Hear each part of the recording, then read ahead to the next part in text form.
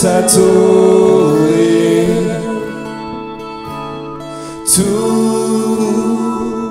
Tout en moi veut t'adorer.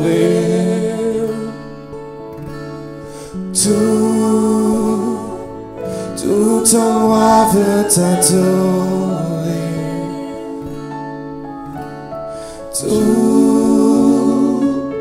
Tout en moi veut t'adorer. Ce n'est plus moi qui vis, c'est Christ qui vit en moi. J'étais mort, mais je suis passé de nom.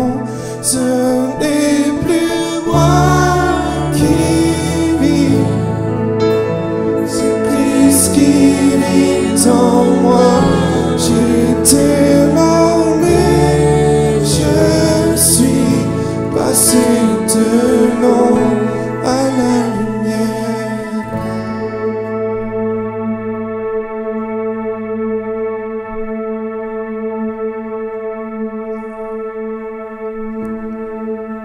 Merci Seigneur pour ta vie. Merci Seigneur parce que tu la donnes en abondance, Père. Tu ne retiens pas ta main quand il s'agit de donner ta vie, Père éternel. Tu ne retiens rien, Père éternel, tu donnes tout pleinement. Tu t'es donné pleinement pour nous à la croix. Tu as été ressuscité pleinement. Tu es pleinement vivant. Tu es pleinement puissant, Père éternel. Et quand tu nous donnes pleinement. Père éternel, c'est, je pense, un de tes caractères, Père éternel, être plein, Père éternel, généreux, Père éternel, être complet, Père éternel. C'est vraiment ce que tu es pour nous, Père éternel. Et aujourd'hui, on va être aussi complet pour toi, dans notre louange, dans notre adoration, Père éternel. Quand on élève nos voix, Père éternel, si je lève la main, Père éternel, c'est pleinement, Père éternel, pleinement vers toi, Père éternel. Je ne veux rien retenir, Père, comme toi, tu n'as rien retenu, Père.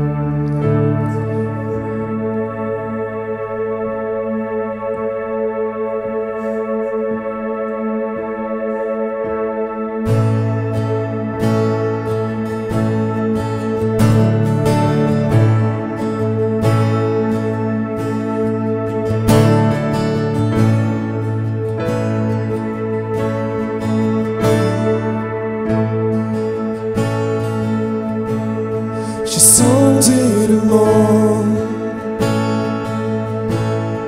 mais tu ne m'as pas comblé. Les gloires vaines, les trésors ternis n'ont jamais suffi. Puis tu es venu, tu as restauré mon âme. Chaque désir est comblé en toi, en ton amour. Rien de meilleur que toi, oh non, rien de meilleur que toi, Seigneur, non, rien n'est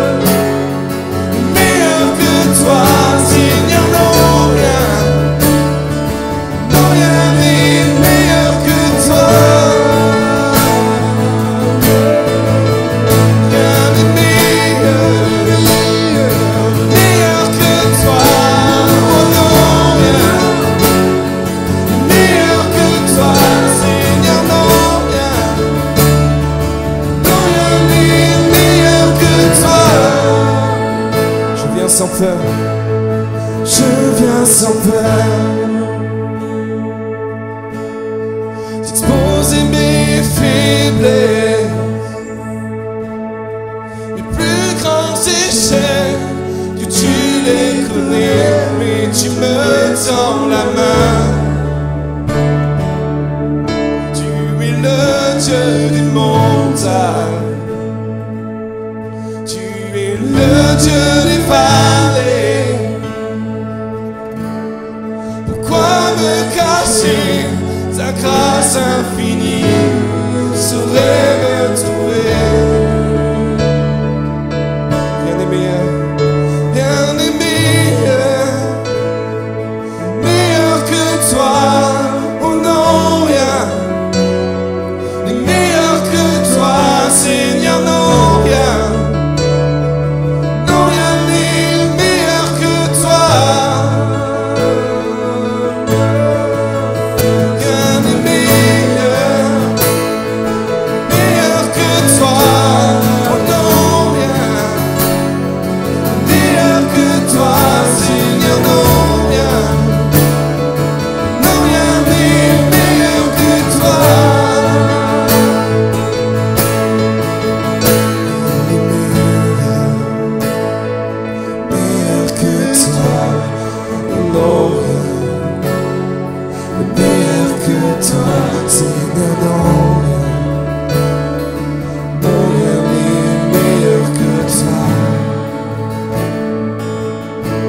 Rien n'est meilleur, rien n'est meilleur, meilleur que toi. Oh non, rien n'est meilleur que toi, Seigneur, non, rien. Non, rien n'est meilleur que toi.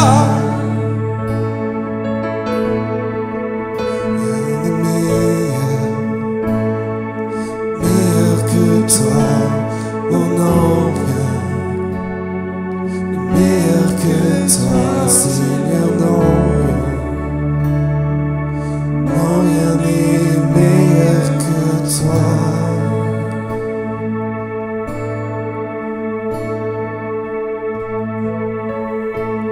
Meilleur que toi, Père. Je te bénis, Père.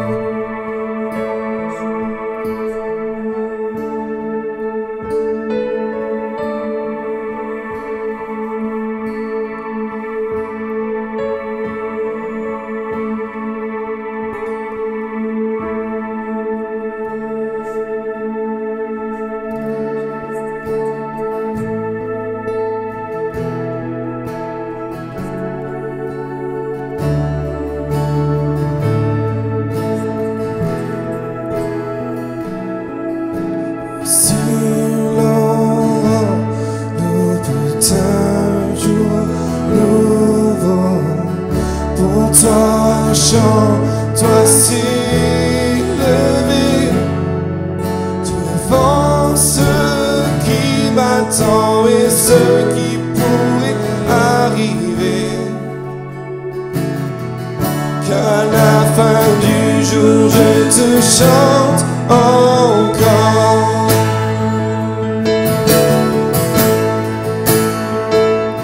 Bénis Dieu, oh mon âme. Gloire à son saint nom. Chante comme jamais avant. Oh mon âme,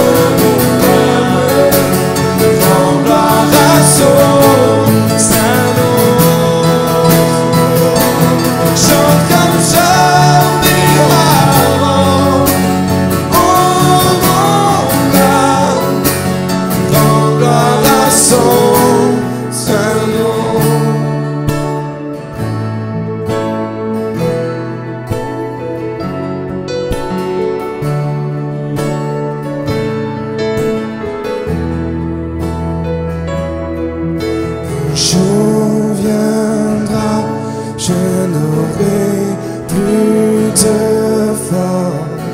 Mon heure venue, la façonnera. Dans mon âme chantera tes louanges. Pendant des milliers d'années, oui, sans fin.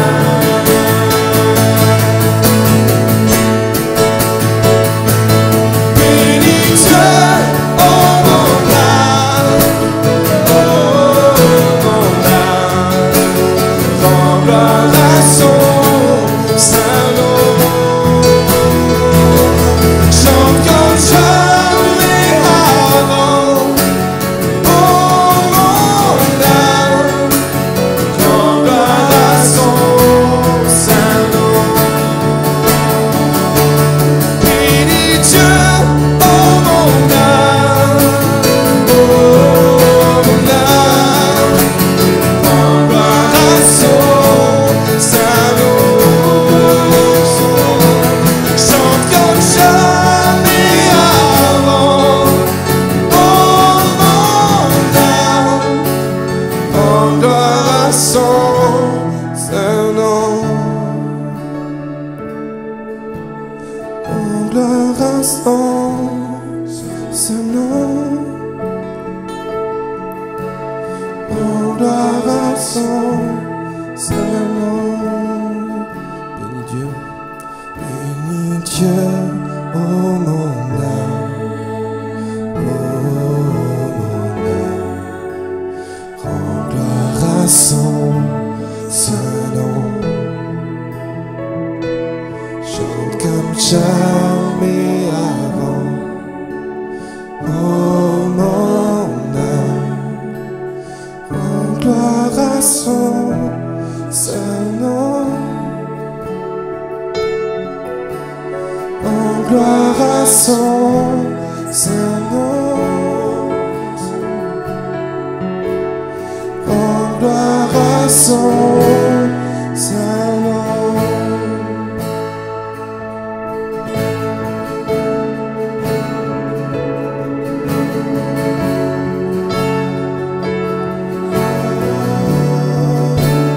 Rends gloire à son saint nom. Mon âme, lève-toi, mon âme, rends gloire à son saint nom.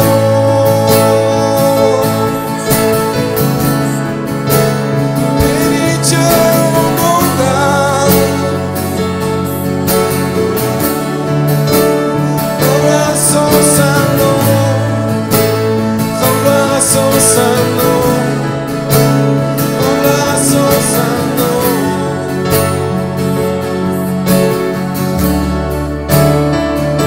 Mon âme,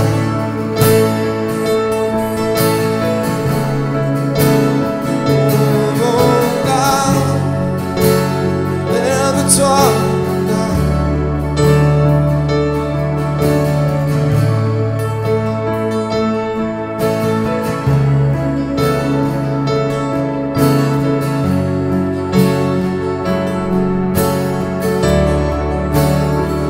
Tu es Dieu de cette vie, tu es Seigneur de ce peuple, tu es roi de ce pays, tu es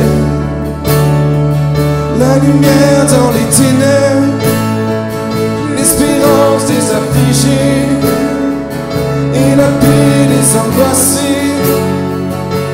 Tu es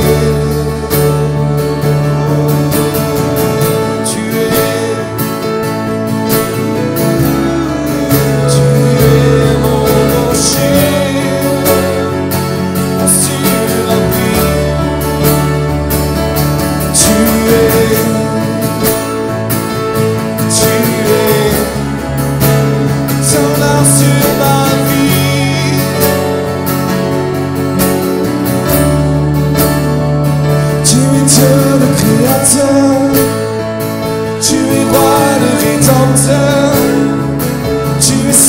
Seigneur des Seigneurs. Tu es la force au cœur des faiblesses, l'amour au sein des détresses et la joie dans la tristesse. C'est toi.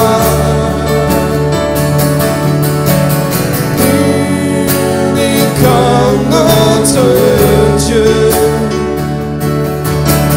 nul n'est comme notre Dieu.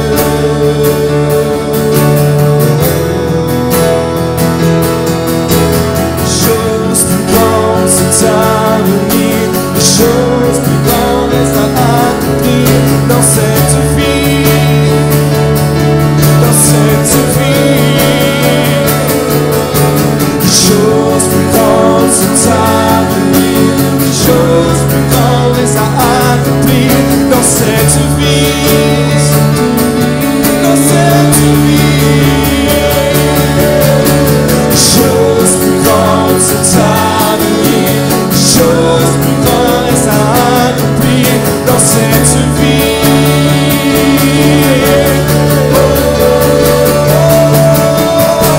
Choses plus grandes sont à venir, choses plus grandes restent à accomplir dans cette vie.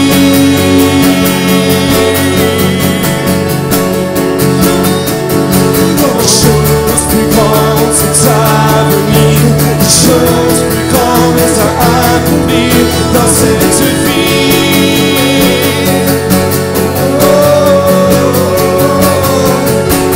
Choses plus grandes sont à venir, choses plus grandes restent à accomplir ici.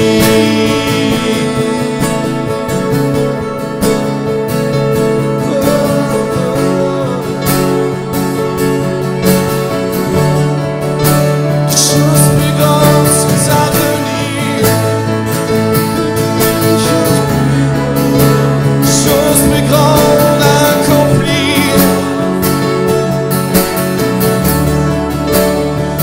Tu es Dieu de cette vie, tu es Seigneur de ce peuple, tu es roi de ce pays, tu es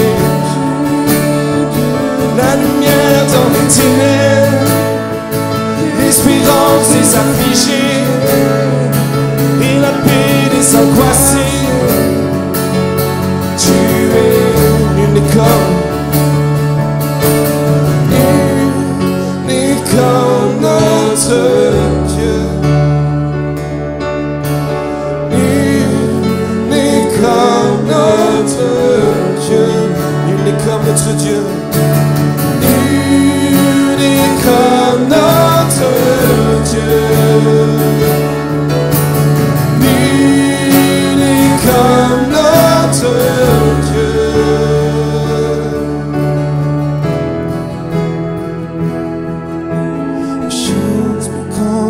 À venir, des choses plus grandes restent à accomplir dans cette vie.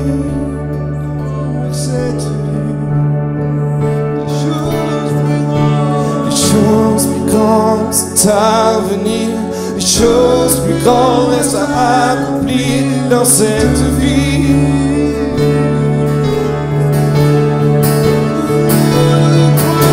Des choses plus grandes sont à venir, des choses plus grandes restent à accomplir dans cette vie,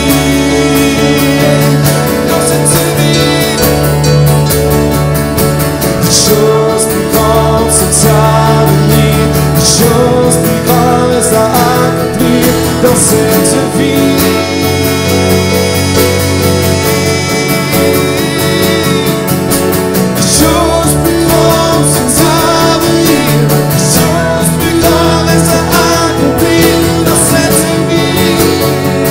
Des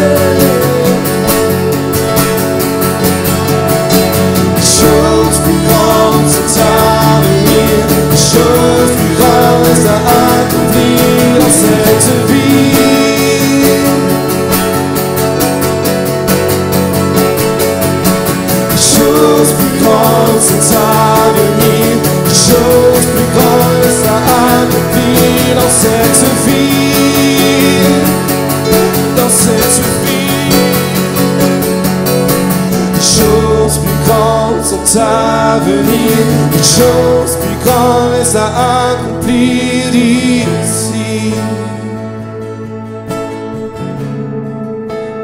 Accomplis ton œuvre.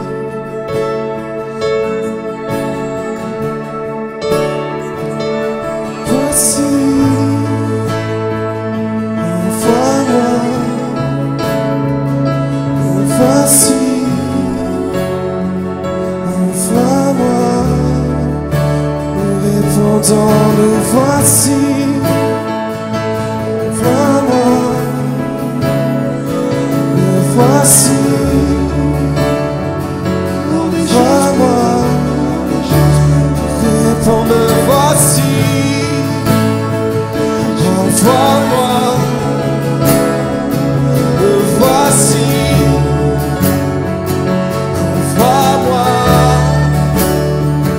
Me voici. Envoie-moi. Me voici. Envoie-moi. Je réponds, me voici. Envoie-moi. Me voici. Envoie-moi.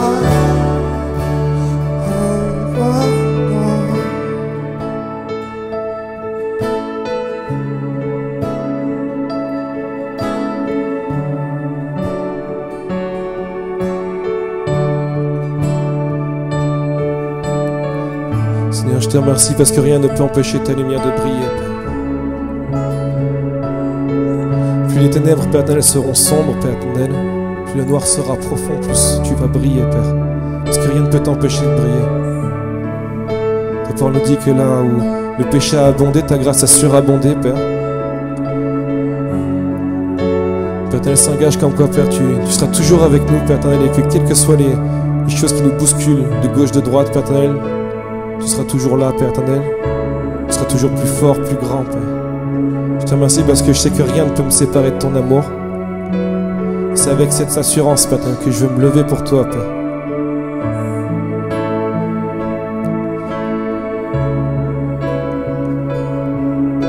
Je te prie, Père éternel, pour que 2021, Père éternel, nous soyons des lumières, Père éternel, sur les chemins des gens, Père éternel, qui te cherchent et qui ont besoin de toi, Père. Qu'on expérimente une grâce nouvelle, Père éternel. Une grâce pas tournée vers nous, mais tournée vers l'autre, Père. Que ta main, Père éternel, puisse se sentir être forte en nous, Père éternel. Et que cette main puisse la tendre, Père éternel, parce que tu nous as tendu la main. Pour que ta gloire vienne, pour que ton règne vienne, Père éternel.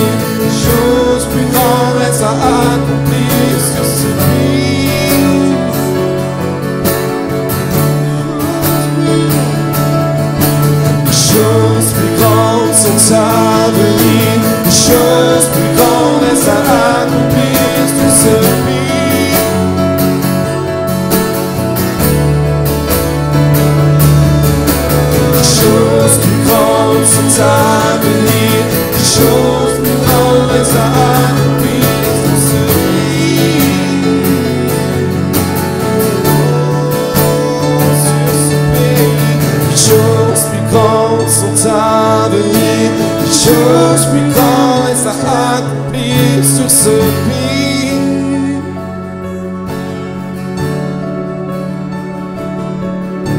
Des choses plus grandes sont à venir, des choses plus grandes restent à accomplir sur ce pays.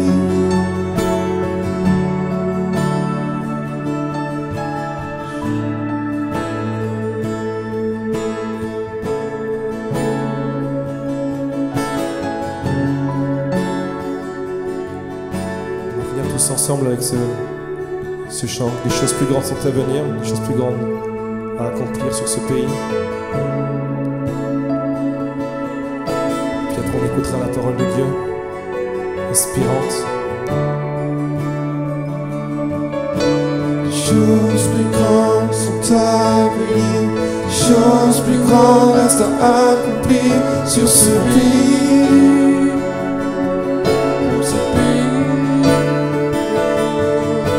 Les choses plus grandes sont à venir, les choses plus grandes restent à accomplir pour ce pays. Tu n'as pas fini avec nous.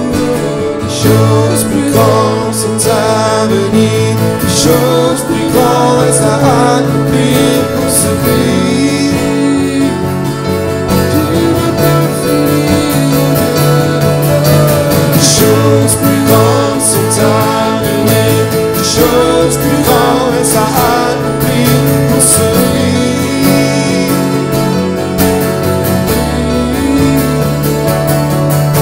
Les choses plus grandes sont à venir, les choses plus grandes restent à accomplir pour ce pays.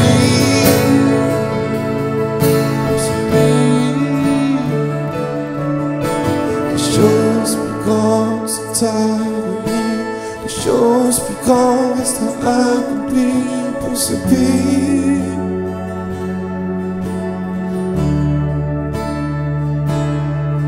Pour ce pays.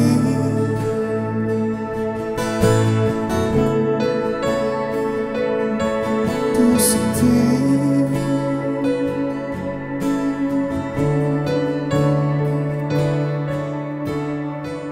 Bonjour à tous et bonjour à toutes, c'est ma joie et mon privilège de pouvoir vous accueillir aujourd'hui, vous Église Imagine et tous ceux et celles qui vont assister à ce message, écouter ce message qui a été préparé pour vous ce matin, en tout cas pour nous, pour le culte de ce premier dimanche de janvier 2021. Et aussi par la même occasion, j'aimerais vous souhaiter à tous et toutes qui m'écoutez aujourd'hui une très bonne année 2021. Voilà, je prie, je crois vraiment que l'année 2021 va nous permettre de pouvoir expérimenter la présence de Dieu de manière vraiment encore beaucoup plus forte qu'en 2020.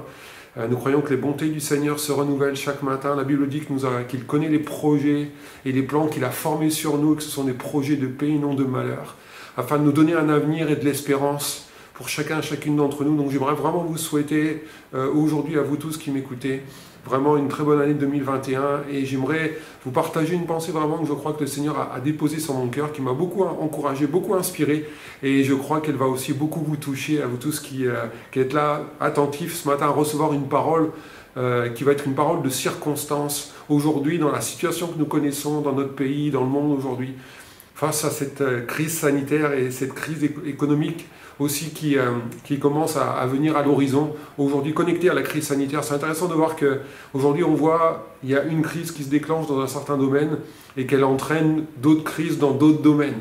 C'est souvent comme ça que ça marche dans les choses difficiles, dans les difficultés de la vie, dans les problèmes de la vie.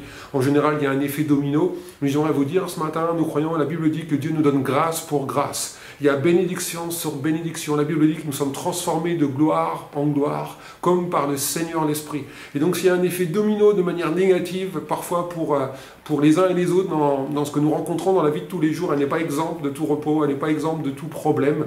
Mais nous croyons qu'au milieu des difficultés, des circonstances, le Seigneur a dit qu'il serait toujours fidèle. Parce que la Bible dit qu'en lui, il y a le oui et l'amen à toutes ses promesses. Alors, j'aimerais vous apporter une parole qui est dans le prolongement de ce que nous connaissons aujourd'hui, de ce que nous avons commencé comme série avec l'Église Imagine. Nous sommes basés sur Nice et depuis le mois de septembre, nous avons donné une vision à l'Église qui s'intitule « Tous connectés ». Donc on a dû apprendre à vivre l'Église un petit peu autrement. Avec cette crise du Covid-19, on a dû réaménager l'Église, repenser l'Église, s'organiser de manière différente vraiment pour vivre notre culte, notre foi, et vivre de manière globale quelque chose que Dieu voulait nous faire vivre ensemble, les uns avec les autres, les uns connectés aux autres. Et donc nous croyons que nous sommes tous connectés à une seule et même promesse, à la présence de Dieu, à une seule et même grâce, à un seul et même esprit. Et nous sommes tous connectés les uns aux autres par le sang du Seigneur qui nous a libérés, qui nous a sauvés. Nous croyons dans la puissance du sang de Jésus. Nous croyons dans la parole de Dieu. Nous croyons que si vous ouvrez votre cœur à Jésus-Christ, si vous croyez qu'il est mort et ressuscité pour vous et vos péchés, la Bible dit qu'il nous a donné par la foi, simplement, par le fait de simplement croire et d'ouvrir notre cœur à qui il est. Il nous donne le pouvoir d'être fils et filles de Dieu. C'est une merveilleuse nouvelle aujourd'hui pour nous, en cette année 2021. Et donc, dans cette perspective et dans le prolongement de ce que nous avons apporté à l'Église, nous sommes tous connectés dans la société, tous connectés avec ce qui fait la vie de tous les jours des uns et des autres, aujourd'hui dans notre pays, dans notre civilisation. J'aimerais apporter vraiment une parole de circonstance, et je l'ai un petit peu annoncé déjà au préalable à l'Église, juste avant la période des fêtes. Je crois vraiment que le Seigneur a mis sur mon cœur aussi un mot pour 2021, en tout cas pour le début de l'année 2021. Je crois qu'il veut nous connecter au miracle. Je crois qu'il veut nous positionner pour le miracle. Je crois qu'il veut nous conduire et qu'il veut nous faire vivre le miraculeux. Parce que notre Dieu est un Dieu de miracles. Et donc j'aimerais vous encourager à croire que Dieu peut opérer de grandes choses au milieu de nous. La Bible dit de Marie que lorsqu'elle a reçu la révélation qu'elle allait donner naissance au Fils de Dieu, au Messie d'Israël, que Dieu l'avait choisi au milieu de toutes les femmes qui se trouvaient à l'époque, à ce moment-là, elle a reçu ce cadeau comme une grâce pour elle. Elle a dit « L'Éternel a fait pour moi de grandes choses ». Et je veux croire et proclamer sur chacun et chacune d'entre vous, sur votre famille et sur vos besoins, sur toutes les réalités, sur toutes les circonstances de votre vie. L'Éternel va faire pour vous de grandes choses en cette année 2021. Que la grâce et l'onction de Dieu soit sur vous. Et donc, j'ai sur mon cœur, et je vais faire certainement une série avec l'équipe de prédication de l'Église Imagine. On va aussi être dans ce prolongement.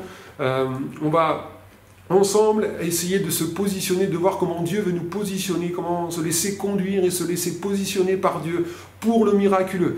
Nous voulons être tous connectés au miracle, et nous voulons être tous connectés pour vivre le miracle. Et pour cela, j'aimerais prendre un texte avec vous dans le 2e livre des Chroniques. Et j'ai intitulé le message d'aujourd'hui « Un miracle dans la crise ». Parce que c'est vrai que autant que nous soyons, peu importe où on habite les uns et les autres, on est tous concernés par la crise du Covid. On est tous concernés par, à un moment donné, un confinement, un couvre-feu, des restrictions, quelles qu'elles soient. Et donc aujourd'hui, il y a une crise globale dans le monde, pas seulement sur la ville de Nice, pas seulement sur la région, pas seulement sur la France, mais on voit que c'est une crise qui touche aujourd'hui le monde entier. Et je crois que le Seigneur a mis sur mon cœur de vous transmettre donc ce message. Comment essayer de trouver comment voir à travers la parole de Dieu, comment est-ce que Dieu veut nous conduire à visualiser quelles pourraient être les clés pour vivre victorieux, sortir victorieux d'une crise qui nous est aujourd'hui communiquée, sans qu'on l'ait choisi forcément. Et donc, à cette période de Noël, je vous avais partagé un message pour ceux qui ont entendu précédemment le dernier message que j'avais partagé avec vous sur le cadeau que je ne méritais pas. Il est intéressant de voir que lorsque les bergers ont entendu les anges annoncer la naissance de Jésus-Christ, les anges ont dit la chose suivante: voici, je vous annonce, dans Luc chapitre 2, il nous a dit ces choses, voici, je vous annonce une bonne nouvelle qui sera pour tout le peuple le sujet d'une grande joie. Ce que j'aime dans ce passage, c'est autant aujourd'hui dans notre pays, dans les nations du monde entier, la crise est globale. Autant le problème est global, autant les difficultés sont globales. Mais en même temps, ce que j'aime, c'est que lorsque Dieu fait un cadeau au monde entier, il fait le cadeau d'une grande joie, et qui sera une joie pour tout le peuple. Le cadeau, la joie sera globale. C'est que Dieu veut compenser la tristesse, la détresse de la crise avec la joie du cadeau qu'il nous offre en la personne de son Fils Jésus-Christ. Et donc autant nous pouvons souffrir par la crise, autant nous pouvons nous réjouir par le don extraordinairement incroyable du don de sa présence pour nous en la personne de son Fils Jésus-Christ, le don gratuit de Jésus-Christ. Et donc Dieu veut donner de la joie aujourd'hui au milieu de la crise. Et j'aimerais on va prendre quelques temps ensemble pour lire ce passage dans l'Ancien Testament, 2 Chroniques, chapitre 20. Pour ceux qui sont familiers avec l'Église, avec la Bible, avec certains récits, notamment de l'Ancien Testament, ce texte de 2 Chroniques, chapitre 20, certainement vous avez déjà entendu des messages dessus, et le Seigneur a inspiré quelques pensées, je crois, nouvelles, fraîches, qui vont nous conduire à regarder ce texte de manière un peu différente et surtout coordonnée avec la crise que nous connaissons aujourd'hui à travers non seulement le Covid, mais ce sera valable pour n'importe quelle crise que nous allons pouvoir connaître de manière globale, mais aussi de manière personnelle. Ce qui m'a frappé dans ce texte, on va peut-être le lire dans 2 Chroniques chapitre 20, verset 21. Il nous est dit, donc après cela, on aura l'occasion de voir ce qui s'est passé dans le chapitre 19 qui fait le lien avec le début du chapitre 20. Donc après cela, après que Josaphat, on verra ça tout à l'heure, mais Josaphat a rétabli le droit au milieu de son peuple. À ce moment-là, Josaphat était un roi qui régnait à l'époque dans le sud d'Israël. C'était l'équivalent du gouvernement à ce moment-là. Aujourd'hui, on critique beaucoup le gouvernement avec les décisions qu'il prend, avec les hauts et les bas, avec les incohérences, etc. qu'on peut souligner. Josaphat avait décidé, on verra ça après, qu'il voulait instituer un état de droit, mais qui soit un état de droit juste, qui soit conforme et qui soit en accord, en harmonie avec la volonté de Dieu pour le peuple. Donc après cela, les fils de Moab et les fils d'Ammon sont les descendants de Lot, le neveu d'Abraham. Et avec eux, donc des Moabites marchèrent contre Josaphat pour lui faire la guerre. Je pense qu'on peut tous s'identifier, on est tous un peu des Josaphat. Aujourd'hui, on peut tous avoir l'impression que dans un domaine ou un autre, on a l'impression qu'il y a des Moabites qui cherchent à nous faire la guerre. Je ne connais pas le nom de tes Moabites ou des Ammonites ce matin, je ne sais pas quel nom tu peux mettre derrière cela, mais tu peux avoir cette impression, et peut-être plus qu'une impression, tu peux être confronté de manière très concrète peut-être, alors que tu écoutes ce message aujourd'hui, tu peux avoir le sentiment, ou tu peux être frappé de manière concrète à toutes sortes d'ennemis ou de réalités contraires qui viennent vraiment pour un seul but, te faire la guerre. Dieu est un Dieu de paix. Mais nous voyons ici dans ce texte qu'il y a des choses qui se sont passées de manière terrestre et physique, mais qui sont aussi un symbole des choses spirituelles qui viennent faire la guerre, non seulement aux enfants de Dieu, mais à la création de Dieu. On va en informer Josaphat.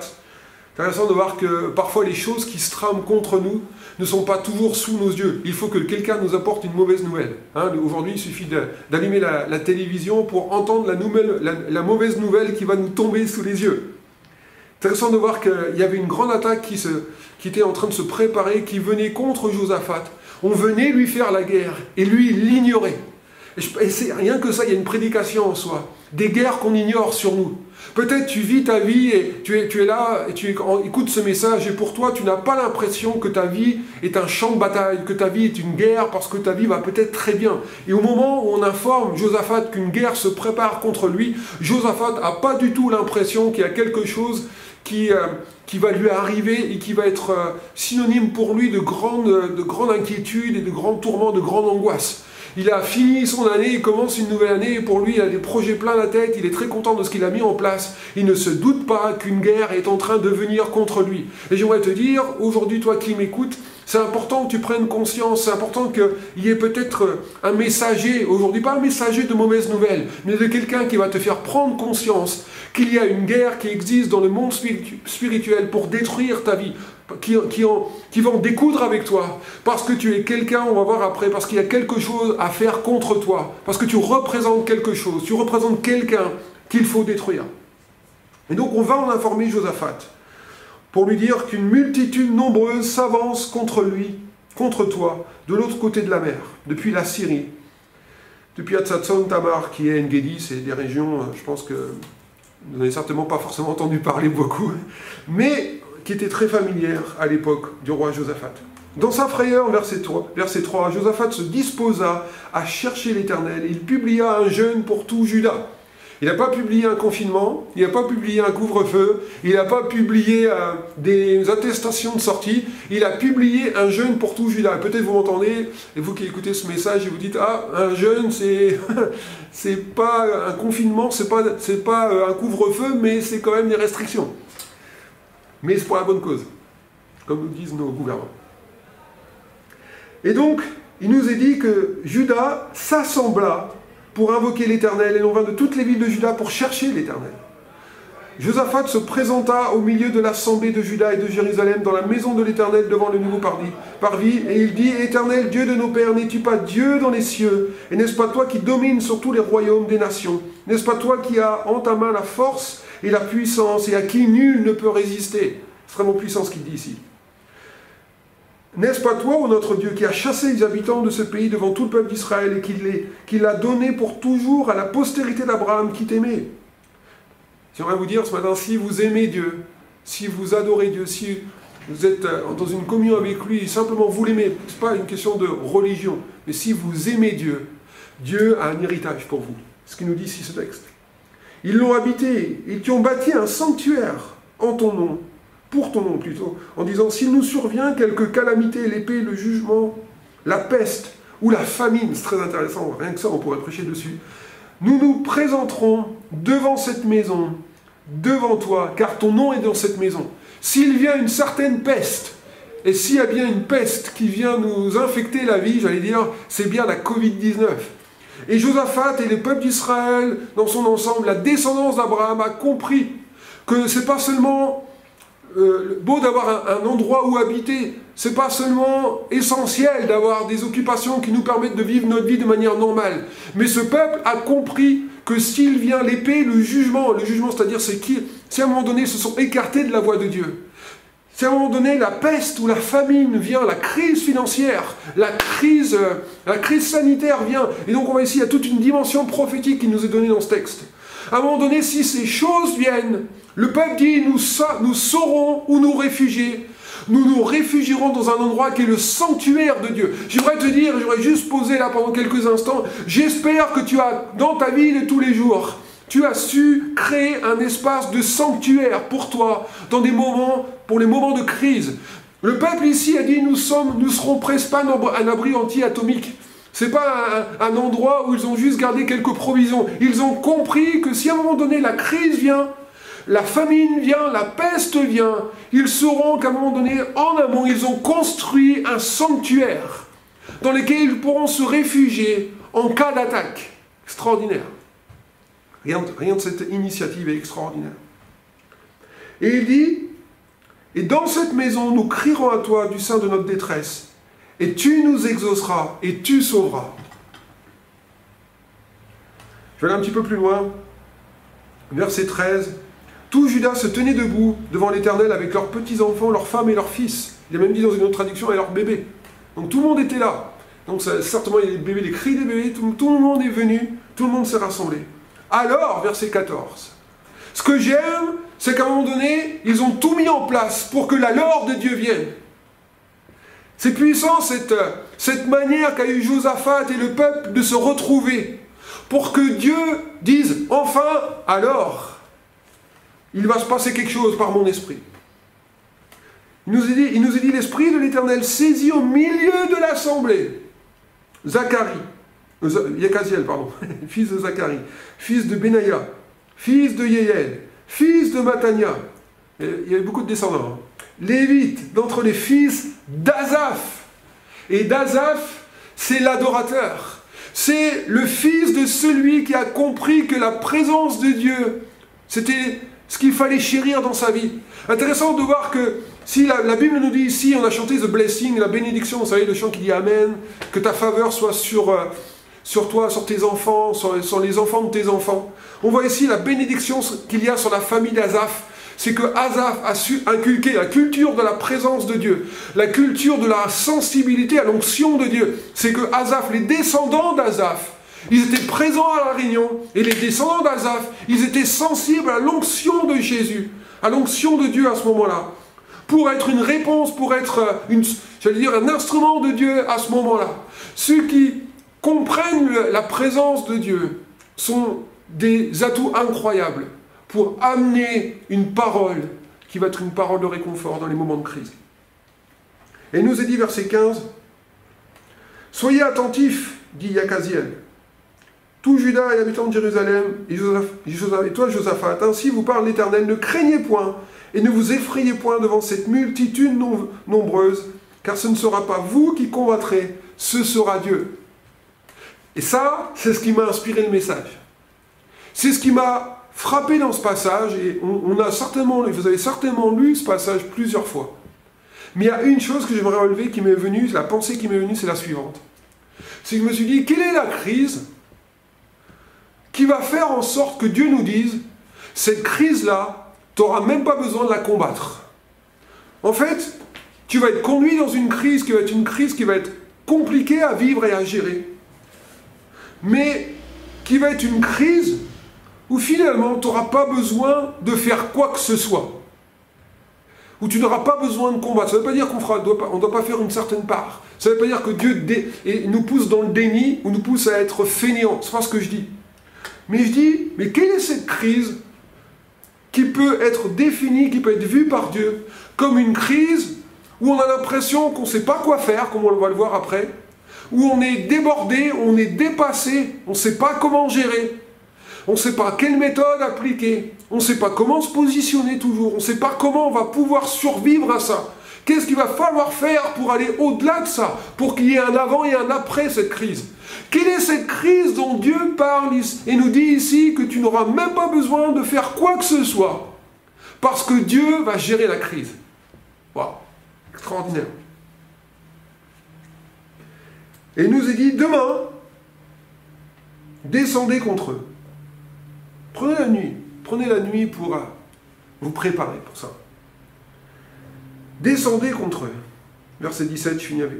Regardez ce qu'il est dit au verset 17. Vous n'aurez point à combattre en cette affaire. Présentez-vous, tenez-vous là, et vous verrez la délivrance que l'Éternel vous accordera.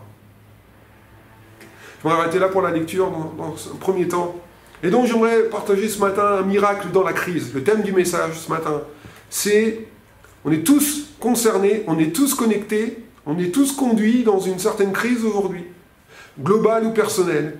Et ce matin, j'aimerais vous donner 7 clés qui vont nous aider à traverser cette crise de manière victorieuse. Si vous êtes dans une crise aujourd'hui, vous qui écoutez ce message, si vous avez fini l'année 2020 dans une crise et vous la commencez dans la même ou dans une autre crise, j'aimerais me donner 7 crises qui vont m'aider à vivre n'importe quelle crise de ma vie victorieusement.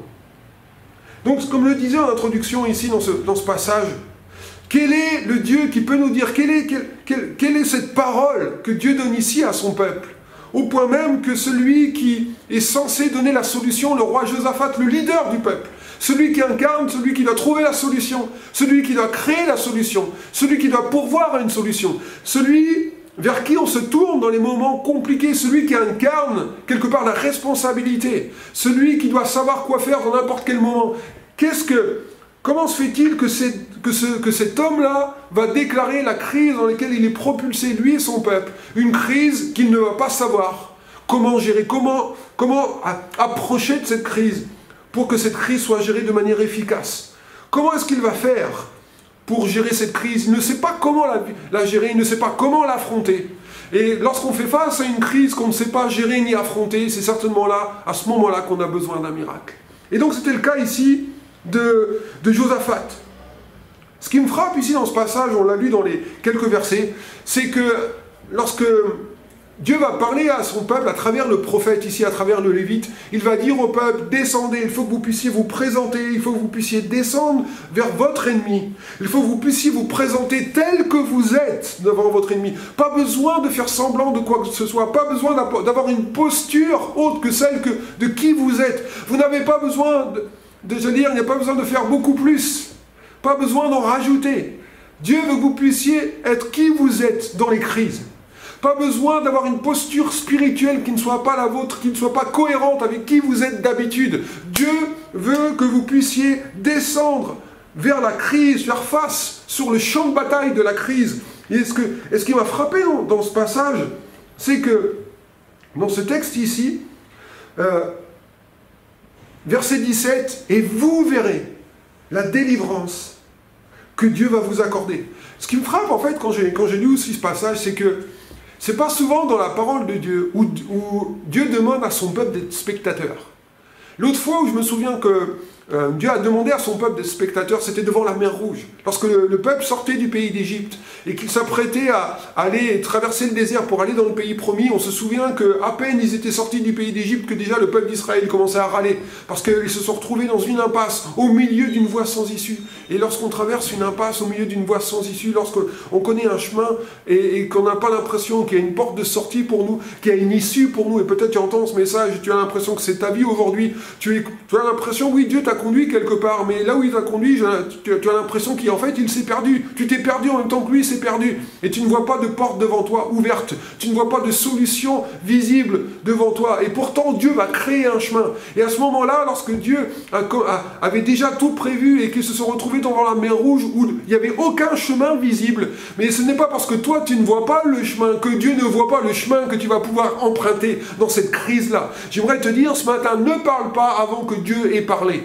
Ne te dis pas j'ai tout vu alors que tu n'as pas encore vu comment Dieu peut préparer un chemin pour toi. Et c'est à ce moment-là, lorsque Moïse a dit à son peuple, ne craignez rien, voyez comment Dieu va s'occuper des Égyptiens. C'est pas souvent que Dieu demande à son peuple d'être spectateur. Même à l'église, souvent moi-même en tant que pasteur, j'encourage toute l'église, les uns et les autres, à être actifs.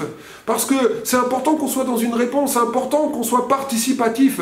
On n'est pas appelé à être passif, on est appelé à être actif. Et pourtant, Dieu va dire ici, en fait, j'aimerais que vous puissiez vous tenir là et que vous puissiez vous installer confortablement et regarder comment je vais m'occuper de cette crise. Quelle est la crise qui nous dépasse, qui peut être le sujet d'une définition pour Dieu, d'une crise où on peut être simplement spectateur et lui peut s'occuper de tout. C'est incroyable. Et Dieu m'a rappelé que, en fin de compte, que de voir l'action de Dieu, c'est contempler l'action de Dieu, c'est contempler les œuvres de Dieu. Et contempler les œuvres de Dieu, ça s'appelle de la louange.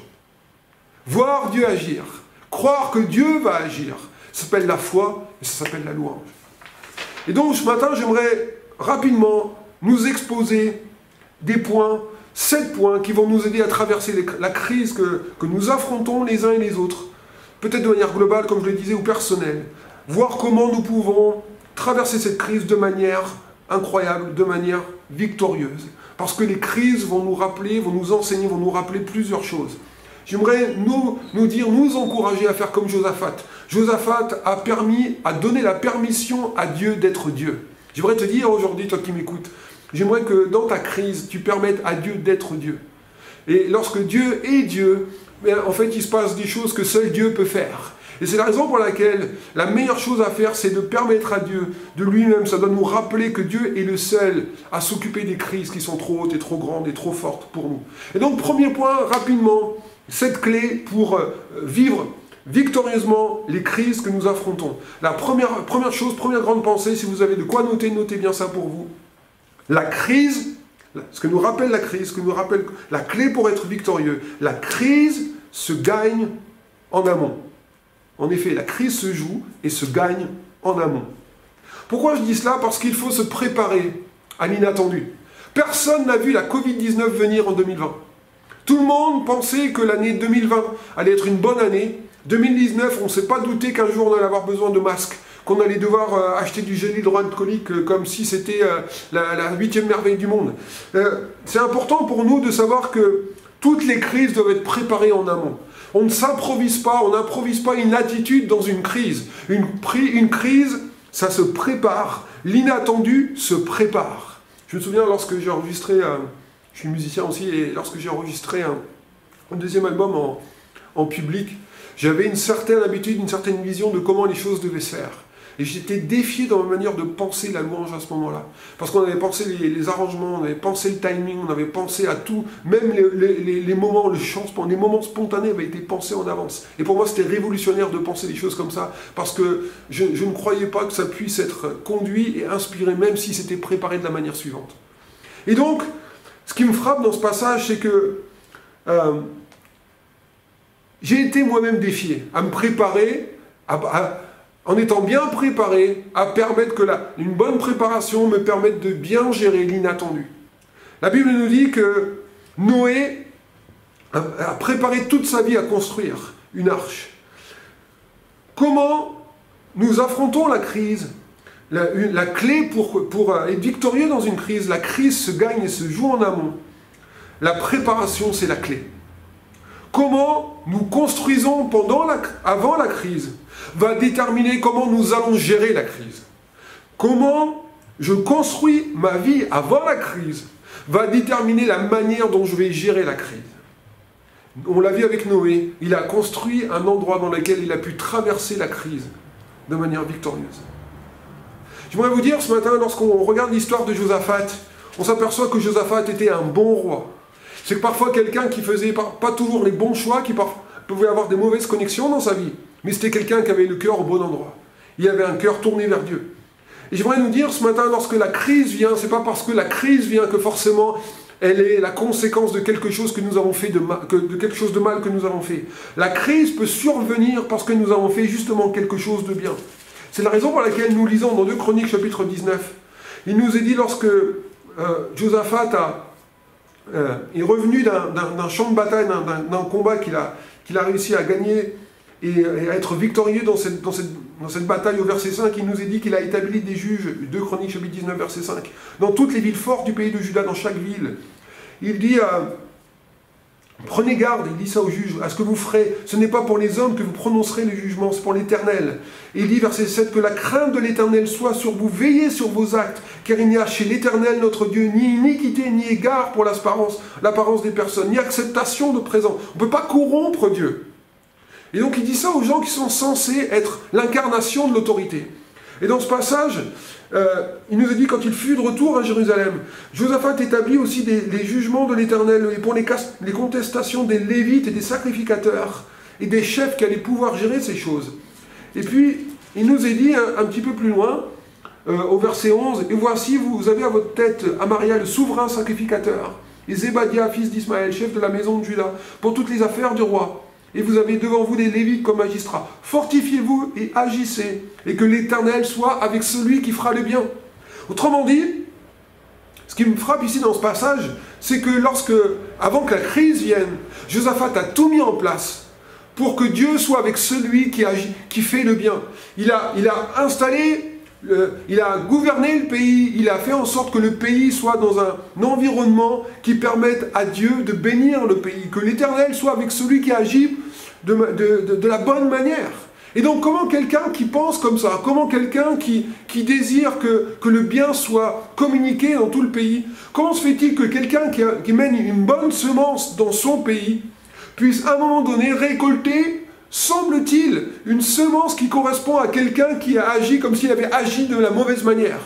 Josaphat est quelqu'un qui agit bien, mais on a l'impression que la crise qui vient récompense quelqu'un qui a mal agi. Et cela doit nous défier intérieurement. Il cherche à vivre une vie qui montre à Dieu combien il veut être avec lui, et combien il cherche à ce que Dieu soit avec lui. Et pourtant, la conséquence de cela, c'est qu'on a l'impression que lorsqu'on lui informe qu'une multitude nombreuse s'avance contre lui pour lui faire la guerre, on a l'impression en fait que Dieu l'a complètement abandonné. Ceci nous montre une chose, c'est que parfois les crises arrivent, pas parce qu'on a mal fait, mais parce qu'on a bien fait. Et si les crises arrivent parce qu'on a bien fait, cela va nous aider à tester les motivations de notre cœur, pour savoir si on fait les choses bien parce que nous voulons un certain gain, qui n'est pas le gain de simplement plaire à Dieu, ou si on veut simplement que Dieu soit avec nous dans notre quotidien, pour que en fait Dieu bénisse tous les domaines de notre vie où c'est important pour nous. Et où la parole de Dieu, elle est importante pour qu'on soit bien, mais elle n'est pas forcément importante pour qu'elle soit fondamentale dans notre vie. Ce qui me frappe dans ce passage, c'est qu'on a l'impression ici que Josaphat a mis en place des choses et il semblerait qu'il a plus à perdre qu'à gagner. Il fait tout ce qu'il faut pour que Dieu soit avec celui qui agit bien.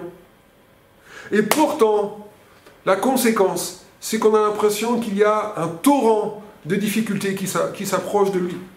Ça me fait penser à 2 Chroniques chapitre 12, j'ai lu ça, vous lirez ça chez vous, mais dans ma grille de lecture, je lis l'histoire des Chroniques aussi, en ce moment c'est un petit défi avec les noms hébreux qui engendrent un autre nom hébreu. Mais 2 Chroniques chapitre 12, c'est l'histoire de du règne du roi Roboam. Roboam, pour ceux qui ne connaissent pas Roboam, je peux m'imaginer qu'on n'a pas son Facebook ou qu'on n'est pas familier avec lui. Roboam, c'était quelqu'un qui est né juste après Salomon, qui était le fils aîné de Salomon, et qui a succédé à Salomon une fois que Salomon est décédé. Il nous est dit, lorsque Roboam se fut affermi dans son royaume, chapitre 12, verset 1er, et qu'il eut acquis de la force, dans une autre traduction, il dit lorsqu'il a stabilisé son royaume, il abandonna la loi de l'Éternel et tout Israël l'abandonna avec lui.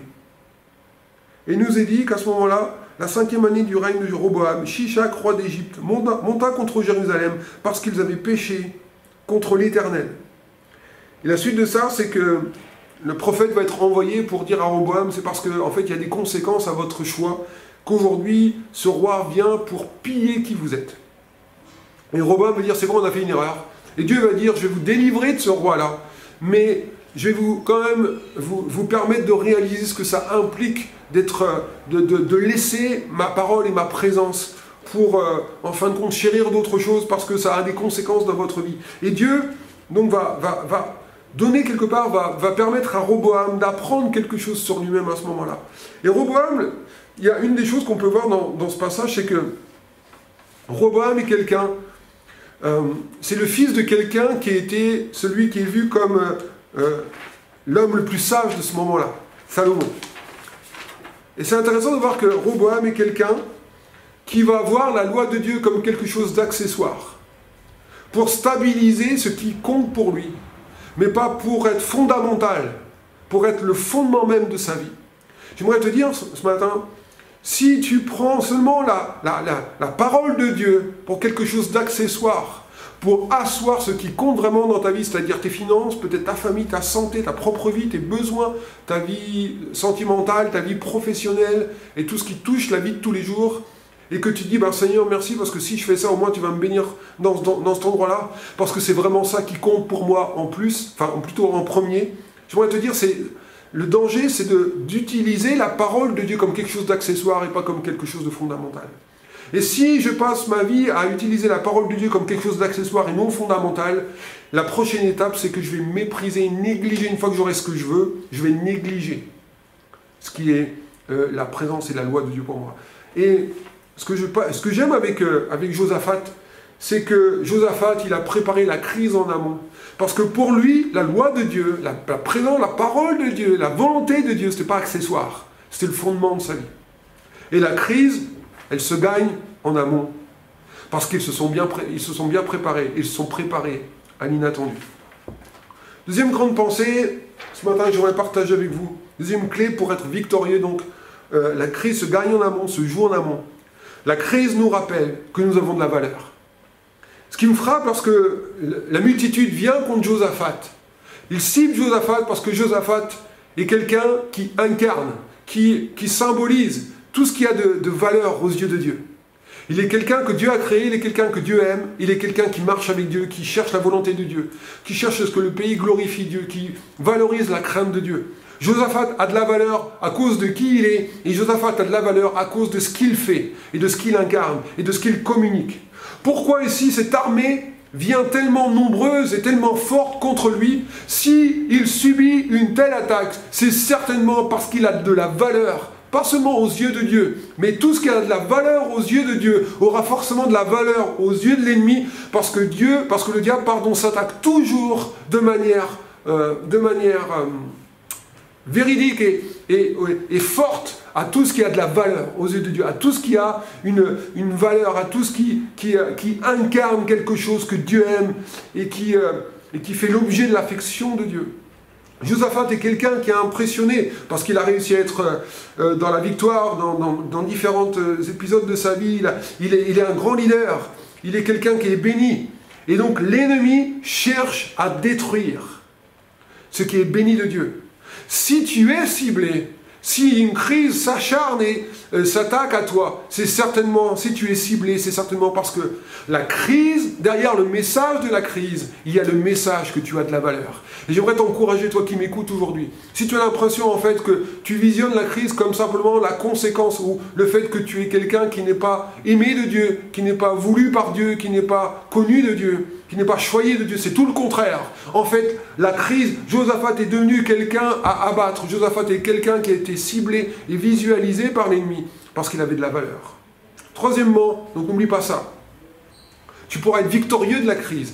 Parce que la crise, derrière le message de la crise, c'est pas « je veux te détruire », c'est « je veux te détruire parce que surtout, en fait, tu incarnes trop de valeur. Tu es trop dangereux pour moi. Tu es trop dangereux pour qui tu incarnes, ce que tu communiques, qui tu es, ce que tu cherches à vivre est trop dangereux. Je veux te détruire à cause de cela. Et cela nous rappelle que nous avons de la valeur. Troisième clé pour être victorieux dans les crises. Le miracle est dans la crise. Pourquoi ? Non seulement parce que nous avons de la valeur, mais la crise nous rappelle aussi que nous sommes fragiles. Vous allez me dire en quoi c'est miraculeux, je vais vous expliquer pourquoi. La crise nous rappelle notre fragilité. Josaphat est à la fois quelqu'un d'extraordinairement puissant en Dieu, quelqu'un qui est un grand leader, quelqu'un qui a gagné des batailles. Mais Josaphat est aussi quelqu'un de fragile. Il est aussi quelqu'un qui a de l'humanité. Il est aussi quelqu'un qui va avoir des réactions, quelqu'un qui va être dans l'émotion, quelqu'un qui va avoir des limites, quelqu'un qui va visualiser ses limites. Et ce que j'aime, c'est que la crise nous pousse toujours dans nos limites. La crise nous montre à quel point il y a des domaines dans notre vie où on peut être limité. Mais les endroits où la crise met en lumière nos limites, c'est aussi les endroits où Dieu veut étendre nos limites. C'est la raison pour laquelle, au milieu de notre fragilité, Dieu peut montrer sa force. La Bible dit, si nous sommes faibles, c'est alors que nous sommes forts. J'aimerais te dire ce matin, autant tu peux être omnubilé par la fragilité de qui tu es dans les moments de crise, que tu n'arrives pas à triompher de telle ou telle chose, et tu n'as pas l'impression que tu es quelqu'un qui incarne l'instabilité, mais j'aimerais te dire ce matin, Josaphat est quelqu'un qui a connu la fragilité. Il nous est dit, lorsqu'il a été informé, lorsqu'il a vu qu'il y avait une guerre qui se préparait contre lui, il nous est dit, dans sa frayeur, Josaphat a eu extraordinairement peur dans ce moment-là. Josaphat est comme Élie, le prophète Élie. Autant ces gens-là étaient des guerriers, autant ils étaient des gens extraordinaires qui ont fait des choses fortes avec Dieu. Autant ils avaient tous leurs points de tension. Autant ils étaient capables d'avoir des moments de faiblesse. Autant ils avaient des endroits dans leur vie où ils étaient fragiles. Et c'est intéressant de voir que le diable a essayé de combattre Élie avec Akab et avec les prophètes de Baal. Mais il a compris que ça ne marchait pas. Et donc il a cherché une autre manière pour atteindre Élie. Et il nous a dit qu'il a suscité Jézabel avec une seule parole. Élie est tombé dans une profonde dépression au point même de demander à Dieu la mort. Imaginez un petit peu ça. Même Élie, même des gens qui ont fait de grandes choses pour Dieu, dans les crises, ont été confrontés à leur fragilité. Donc la crise nous rappelle notre fragilité. Mais quatrième clé, la crise nous rappelle que nous appartenons à la famille royale. J'aimerais te dire aujourd'hui, toi qui m'écoutes, petit, toi qui es enfant de Dieu, toi qui as dit oui à Jésus, toi qui veux bien ouvrir ton cœur, toi qui crois que Jésus-Christ est le Fils de Dieu, qu'il est ton Sauveur et Seigneur, toi qui as choisi de bâtir ta vie sur le fondement, le rocher, celui qui est ressuscité, qui croit que le Seigneur est celui qui est le même hier, aujourd'hui, éternellement, celui qui est présent avec toi, Emmanuel, Dieu avec nous, comme on l'a fêté à Noël. J'aimerais te dire ce matin, toi qui m'écoutes, tu appartiens à la famille royale. La crise nous rappelle. Le miracle se trouve dans le fait que tu appartiens à la famille royale. La fragilité est un lieu qui attire le miracle. Et la crise est un lieu qui nous rappelle que nous appartenons à la famille royale. On peut tellement être absorbé, happé, consumé, débordé par nos émotions, les circonstances du moment, les circonstances de la crise, qu'on oublie qu'on est de la famille royale. J'aimerais te dire, ne laisse pas la crise t'empêcher de voir à quel point tu es toujours sur le trône. Tu es toujours assis avec Christ, et vous l'avez partagé il y a quelques semaines. Tu es toujours assis avec Christ dans les lieux célestes en Jésus-Christ. Tu es toujours...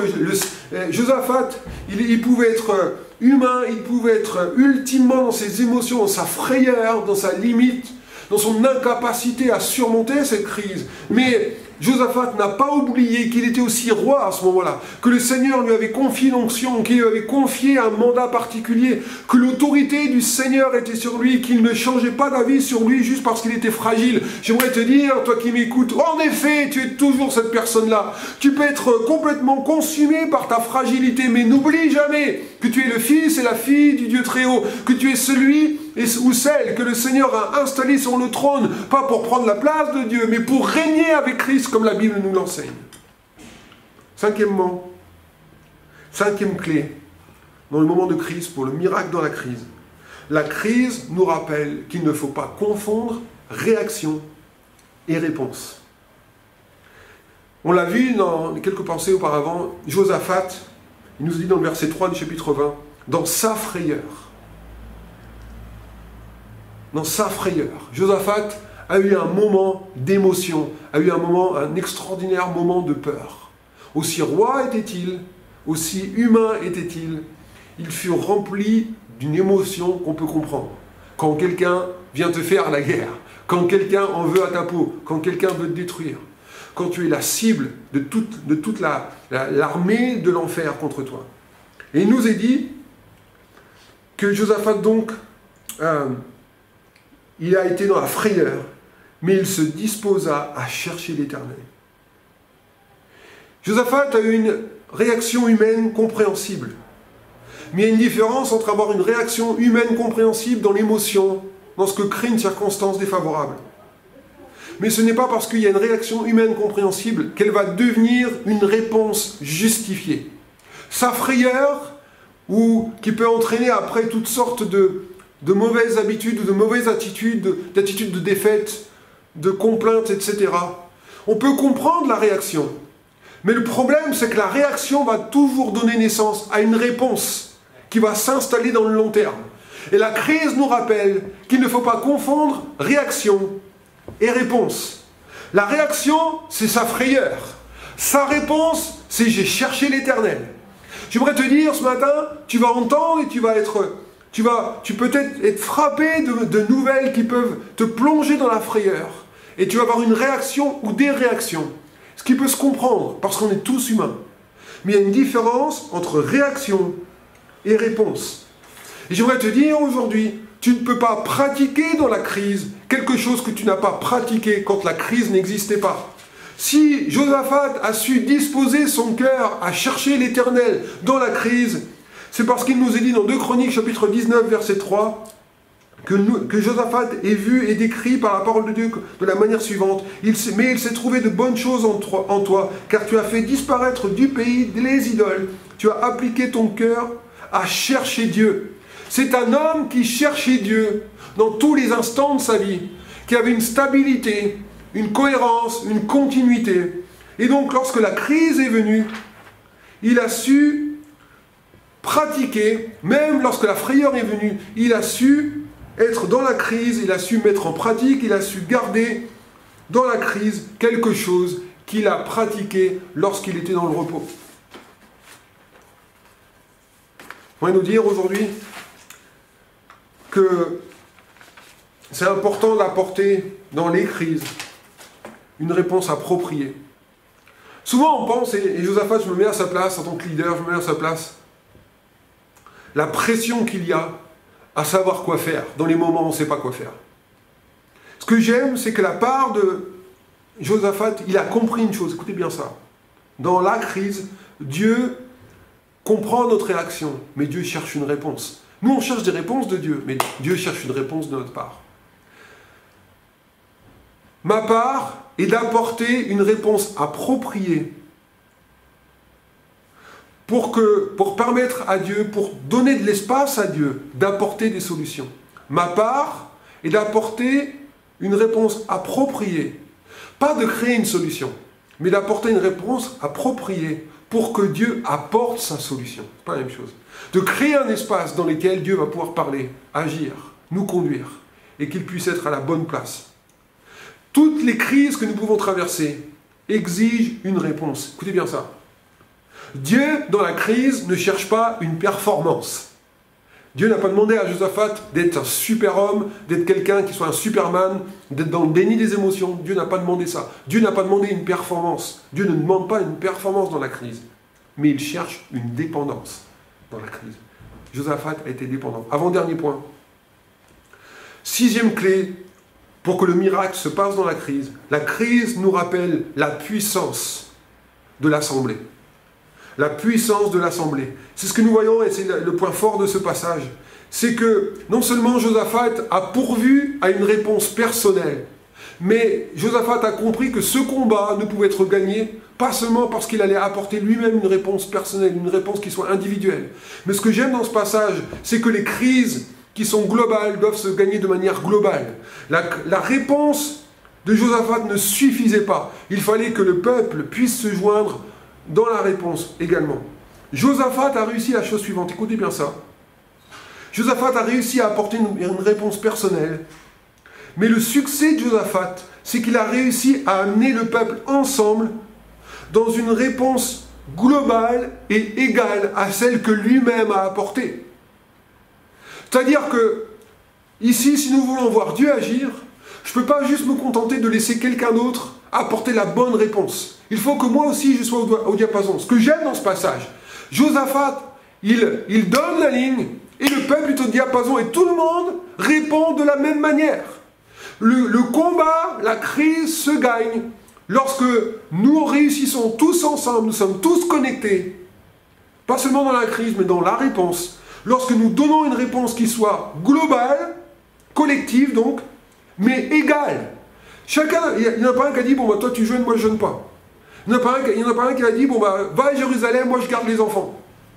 Il n'y en a pas un qui a dit à un moment donné, bah écoute, je suis désolé, mais là j'ai pas trop le temps, c'est pas le moment. Non, la crise vient, et ce qui me frappe dans ce passage, c'est que la Bible dit, tous ceux qui vivaient à Juda se tenaient debout dans le temple, dans la prière, dans le jeûne, dans l'assemblée, avec leurs enfants, leurs femmes et leurs fils. Il n'y avait pas un babysitter, il n'y avait pas quelqu'un qui était juste là pour dire, bon voilà, tu me gardes les gosses, on est tous ensemble. Ça ne veut pas dire qu'on ne peut pas faire ça aujourd'hui, comprenez bien ce que je veux dire. Mais là où c'est important de laisser Dieu nous challenger un petit peu, c'est de savoir aujourd'hui, c'est est-ce que j'apporte, à mon échelle, moi personnellement, est-ce que j'apporte la réponse, la même réponse qui est attendue par tout le monde. C'est important, c'est la raison pour laquelle lorsque je nous encourage à ensemble louer le Seigneur, peut-être tendre nos mains ensemble, c'est important, une crise se gagne parce que notre réponse va être globale et égale. Le rassemblement, la puissance de l'assemblée nous rappelle une chose, c'est que le rassemblement a un but. Il permet à Dieu, il donne à Dieu l'opportunité de parler, de donner de la vision. Il active les dons spirituels, comme on l'a vu avec Yakaziel ici dans le monde spirituel. La puissance de l'assemblée ou du rassemblement, la puissance de la réunion, la puissance de l'Église lorsqu'elle se réunit. La crise nous rappelle ça. La crise est un moment incroyable pour permettre à l'Église de se rassembler. C'est la raison pour laquelle la Covid-19 est une crise sournoise. Elle pousse l'Église à se disperser, alors que c'est un moment où elle doit se rassembler parce que la Covid, c'est une image un peu spirituelle, mais la Covid, c'est que lorsque l'assemblée, l'Église se réunit, qu'elle est en assemblée, c'est à ce moment-là qu'il se passe des choses dans le monde. Ça active quelque chose avec Dieu. Elle est conduite à vivre quelque chose avec Dieu. Donc la crise nous rappelle et nous donne la capacité à Dieu de parler, mais elle nous donne aussi la capacité de dire à Dieu qui il est. C'est la raison pour laquelle Josaphat va dire, « Éternel, verset 6, n'es-tu pas Dieu dans les cieux, toi, Dieu de nos pères? N'est-ce pas toi qui domines sur tous les royaumes des nations ?» Et donc, la crise est un moment où on peut dire à Dieu qui il est. On peut réaffirmer son autorité et sa seigneurie. La crise est un moment où on peut rappeler à Dieu ce qu'il a promis, comme il l'a fait Josaphat. Il nous a dit, lorsque si survient l'épée, la calamité, le jugement, la peste, etc., tu as promis que si nous crions à toi, si nous en crions vers toi, tu nous répondrais de ce moment-là.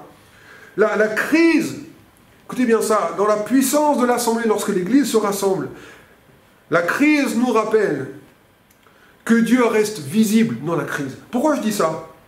Parce que Josaphat dit, voilà, on a prié, je n'ai pas juste récité un Notre Père, je n'ai pas juste récité une prière. Mais ce que j'aime ici dans ce passage, il nous est dit, nous ne savons que faire devant cette multitude nombreuse qui s'avance. La crise, parfois, gagne du terrain. Et on ne sait pas quoi faire quand on a l'impression que c'est la crise qui gagne du terrain plutôt que Dieu qui gagne du terrain dans la crise. Et Josaphat dit, et nous ne savons que faire dans ces moments-là, mais nos yeux sont sur toi. J'aimerais te dire aujourd'hui, dans la crise, Dieu reste visible. Le miracle dans la crise, c'est que Dieu reste visible. C'est à un moment donné où on peut chercher Dieu et pas se cacher de Dieu. C'est à un moment donné où on ne peut pas affronter une crise, on ne peut pas aller sur le champ de bataille du combat de la crise. C'est que ce qui me frappe dans ce passage, c'est qu'avant d'aller sur le terrain, avant que Dieu leur dise « Allez, présentez-vous là où l'ennemi va vous attaquer », c'est qu'ils ont compris qu'avant d'aller sur le lieu du combat, il fallait passer par la case, le temple. Aucune bataille n'est gagnée sur le champ de bataille si au préalable tu n'es pas allé au temple. Le temple est l'endroit où tu prends des forces pour faire face à la crise, où tu peux t'installer confortablement pour voir Dieu agir. Et dernièrement, je finis avec ça.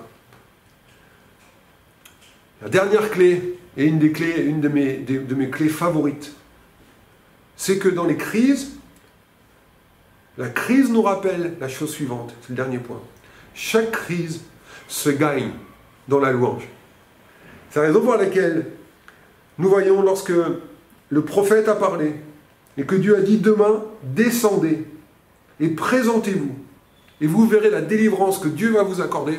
Dieu n'a pas dit demain, présentez-vous là-bas et vous verrez la délivrance, mais surtout, avant de voir la délivrance, il y a une chose que vous devez faire, c'est me louer. Non. Dieu n'a pas donné de consigne pour le louer. C'est simplement la réponse de Josaphat en réponse à la parole prophétique, à la direction, à la conduite que Dieu a opérée ici pour sortir de la crise.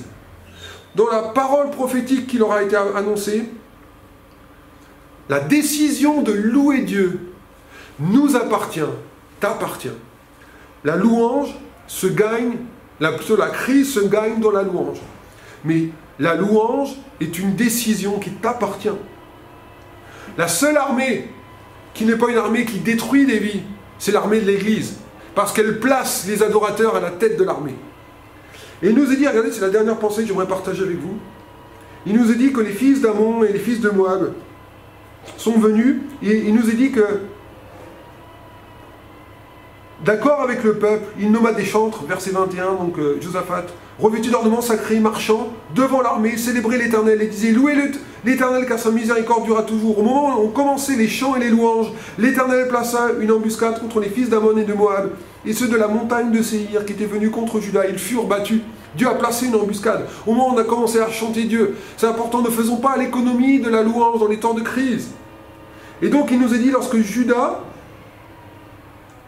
a loué le Seigneur, il nous dit, les fils d'Ammon, regardez ce qu'il est dit, c'est le verset 23, j'aimerais relever, et ça a particulièrement frappé mon attention, je termine avec ça vraiment. Les fils d'Ammon et de Moab se jetèrent sur les habitants de la montagne de Séhir pour les dévouer par interdit et les exterminer. Et quand ils en eurent fini avec les habitants de Séhir, ils cédèrent les uns des autres à se détruire. Ce qui me frappe dans ce passage, c'est que le peuple qui est venu, c'est que l'esprit qu'il y a derrière le peuple qui est venu attaquer Josaphat est un peuple qui finalement a fini par s'auto-détruire. L'attaque qui est venue contre Josaphat n'était pas juste une attaque pour le détruire lui, mais en fait l'esprit des fils de Moab, l'esprit des fils d'Ammon, l'esprit des fils des Séhir, l'esprit malin qui agite ces peuples-là, symbolise derrière donc une puissance spirituelle contre l'Église de Dieu, mais aussi contre la nation, contre le peuple aujourd'hui qui existe dans le monde. En fait, ce qui m'a frappé, c'est que c'est un esprit qui cherche à infecter le peuple de Dieu, mais qui pousse à l'autodestruction. La Bible dit dans le verset 23, c'est que les fils d'Ammon et de Moab, ils étaient pourtant ensemble unis. Ils se sont tous connectés, ils se sont tous assemblés, ils sont tous conduits les uns avec les autres. Le but, lorsqu'ils sont venus attaquer Josaphat, ils étaient unis ensemble pour un seul objectif. Et lorsque Dieu a placé l'embuscade, tout d'un coup, ce peuple-là a commencé à se diviser mutuellement et à vouloir s'auto-détruire les uns contre les autres, les uns envers les autres. Et ce qui m'a frappé, c'est que ce peuple-là a réussi à être uni à un moment donné, mais il est mort sur le champ de bataille en s'auto-détruisant les uns avec les autres. Et donc, autrement dit, c'est que Dieu a fait mourir le peuple qui attaquait le peuple d'Israël, le peuple de Dieu, ici, avec l'arme avec laquelle il est venu combattre le peuple d'Israël. Autrement dit, l'autodestruction. Ils se sont unis pour s'attaquer, pour diviser le peuple de Dieu, mais ils ont fini par périr avec leurs propres armes. Et j'aimerais vous dire, aujourd'hui, à vous qui m'écoutez, s'il y a bien quelque chose aujourd'hui qui sévit dans notre pays, j'allais dire même un peu partout dans les nations du monde aujourd'hui, c'est l'esprit d'autodestruction. Beaucoup de gens aujourd'hui, on voit combien de meurtres dans les familles aujourd'hui. On a entendu des choses horribles ces derniers temps dans les actualités. On voit combien de... on voit aux États-Unis avec les luttes, les luttes entre les Afro-Américains et ceux de la race blanche, comme on dit aujourd'hui. On voit aujourd'hui avec l'esprit communautariste un petit peu qui existe dans notre pays. Aujourd'hui, on voit les peuples qui sont contre les peuples. On voit aujourd'hui une autodestruction, même parfois dans l'Église. On voit que c'est quelque chose qui vient infecter l'Église. Et c'est un esprit d'autodestruction. C'est que ces gens-là, ils se sont unis pour détruire et diviser. Mais ce passage nous montre une chose, c'est que ce qui anime ces gens-là, s'ils ne peuvent pas le faire contre le peuple d'Israël, ils n'ont pas pu le faire contre le peuple d'Israël, contre celui qu'ils étaient venus initialement détruire, c'est qu'ils vont le finir par le faire entre eux. Et donc c'est ça l'état d'esprit, c'est ce qui motive ces gens, c'est que ces gens sont animés d'une autodestruction. Et j'aimerais nous alerter sur ça aujourd'hui, parce que je crois que ce qui menace aujourd'hui, non pas seulement notre pays, mais particulièrement aussi l'Église, c'est de faire attention à ne pas laisser les habitants de Moab, les habitants d'Amon, les habitants de Séhir. Vous savez, ces gens-là, c'est des enfants de Saül, d'Ésaü, pardon, et de Lot. Et donc, en fait, Lot, il a été sorti du pays de Sodome et de Gomorrhe. Mais Sodome et Gomorrhe n'est pas sorti de lui. C'est les restes de sa vie d'avant qui sont venus pour détruire l'héritage et l'avenir que Dieu donnait à la descendance d'Abraham.